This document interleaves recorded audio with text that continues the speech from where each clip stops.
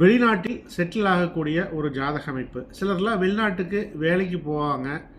போயிட்டு பார்த்தீங்க அப்படின்னா நிரந்தரமாக அங்கேயே தங்கக்கூடிய ஒரு வாய்ப்பு அவங்களுக்கு கிடைச்சிரும். அதற்கு காரணம் ஜாதகத்தில் இருக்கக்கூடிய சில சக்தி வாய்ந்த கிரக அமைப்புகள்னு கூட நம்ம சொல்லலாம்.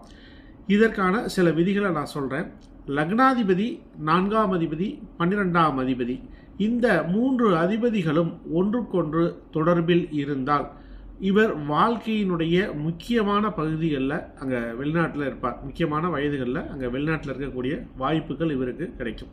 பிறந்த ஊரை விட்டுட்டு வேறு நாட்டில் அமையக்கூடிய அந்த வாழ்க்கையை அவர் விருப்பப்பட்டு ஏற்றுக்கொள்வார். அதே மாதிரி 7ஆம் பாவம், 10ஆம் பாவம், 12ஆம் பாவம், இந்த 7, 10, 12 இந்த பாவ அதிபதிகள் ஒன்றுக்கொன்று தொடர்பினை பெற்றிருந்தால் இவங்க வேலை, வியாபாரம் இது காரணமாக வெளிநாட்டுக்கு அடிக்கடி போய் அங்கேயே தங்கக்கூடிய ஒரு வாய்ப்புகளை இந்த ஜாதகர் பெறுவார்.